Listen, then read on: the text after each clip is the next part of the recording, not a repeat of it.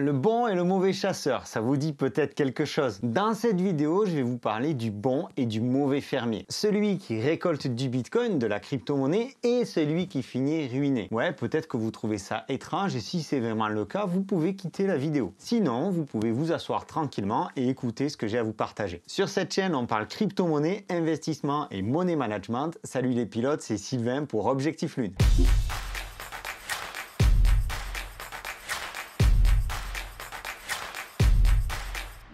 Vous l'entendez certainement à ma voix et à mon accent, je viens du sud. J'ai grandi au milieu des pâturages du Larzac dans l'Aveyron. Et j'ai eu l'occasion dans mon enfance, ou plutôt dans mon adolescence, de côtoyer des familles de fermiers. On va dire qu'il y a deux grandes familles de fermiers. Ceux qui sont enracinés dans leur terroir, qui font confiance aux méthodes plus traditionnelles, et ceux qui viennent d'ailleurs avec leurs grandes études, leurs grandes machines et leurs théories. Je n'en dirai pas plus, bien que tous les deux soient passionnés par leur travail et travaillent dur chacun de leur côté pour cultiver leurs terres et garantir une récolte fructueuse, l'un d'entre eux réussit à faire prospérer son entreprise tandis que l'autre court à sa perte. En début de saison, chacun des deux fermiers possède un stock de graines équivalent, toute leur fortune, de la bonne graine du terroir d'un côté et de la graine transgénique de l'autre. Les deux fermiers ont la liberté de semer leurs graines comme bon leur semble sur leur grande parcelle. D'un côté, au sud du Larzac, nous avons un fermier qui pense que cette année sera la meilleure récolte de sa vie. C'est elle qui va changer les choses, celle qui va mettre sa famille à l'abri du besoin. Tous les éléments sont formels, que ce soit la météo autant que la qualité de ses graines, le fermier fera une récolte extraordinaire cette année. Après avoir investi des sommes considérables dans son matériel, il ne peut pas en être autrement. C'est donc plein de confiance qu'il décide alors de semer l'intégralité de ses graines dans son plus beau champ. De son côté, notre fermier local, le fermier DCA, décide de ne semer qu'une partie de ses graines. Il a appris à être prudent, son champ est un petit peu plus aride. Il prévoit de garder des graines pour les années à venir, par précaution. Au fur et à mesure que la récolte grandit grâce aux pluies récentes, le premier fermier qui a semé toutes ses graines regrette alors de ne pas en avoir semé davantage. Le fermier DCA, quant à lui, observe tranquillement sa récolte pousser et se prépare déjà pour la prochaine saison. La sécheresse pointe finalement le bout de son nez et les récoltes de nos deux fermiers commencent à souffrir. Le vent chaud n'arrange rien, ce sera une année médiocre, voire très médiocre. Vient alors l'heure de la récolte. Celle-ci est aussi maigre qu'un lévrier afghan qu'on a mis à la diète avant une compétition. Le premier fermier se trouve alors dans une situation délicate. Il est contraint de vendre l'intégralité de sa récolte pour payer ses factures et pour vivre. Il ne peut conserver aucune graine issue de sa récolte pour l'année prochaine. Et comme il avait tout semé cette année, sa situation devient critique. D'un autre côté, le fermier issu du terroir se retrouve avec une année pas terrible, mais c'est pas vraiment un problème pour lui. Il lui reste suffisamment de graines pour planter l'année prochaine et il a pu vendre l'intégralité de sa récolte. Il va donc pouvoir repartir sur une nouvelle année. Une nouvelle semence, une nouvelle récolte. Et chez lui, c'est comme ça depuis des années et ça fonctionnera comme ça encore longtemps. Petit à petit, son entreprise grossit à l'abri des mauvaises récoltes, des aléas climatiques, profitant des meilleures années pour compenser les mauvaises. Lorsque nous investissons dans la crypto-monnaie, adoptons l'approche du fermier DCA. Semons régulièrement, récoltons patiemment et laissons le temps faire son œuvre. En crypto, les périodes de sécheresse appelées bear market sont courantes et régulières. Elles peuvent être plus ou moins longues et intense. En répartissant votre capital pour investir régulièrement, vous obtiendrez des résultats à long terme. La méthode DCA, Dollar Cost Average, offre une approche prudente et stratégique pour investir dans la crypto-monnaie. Elle consiste à acheter régulièrement une quantité fixe de crypto, quel que soit son cours. Tout comme le fermier qui sème régulièrement pour assurer des récoltes constantes, cette méthode permet de réduire les risques liés à la volatilité du marché et de profiter des opportunités. Plusieurs plateformes proposent ce service aujourd'hui, peut-être que vous en connaissez déjà certaines. Et si je devais vous en partager une seule, adaptée aux débutants, ce serait Yang Platform. Je vous ai déjà parlé de Yang dans cette vidéo. Et si j'y reviens aujourd'hui, c'est parce qu'ils ont mis en place un service DCA particulièrement pratique. Ils appellent ça le Hodl Plan. Vous choisissez le montant que vous souhaitez investir chaque mois, chaque semaine, à votre convenance. Vous avez le choix entre des portefeuilles thématiques ou alors les cryptos que vous sélectionnez. Bref, c'est vraiment très simple d'utilisation et je vous pose le lien dans la description de cette vidéo. Si vous décidez d'utiliser ce lien, sachez que ça soutient mon travail et je vous en remercie.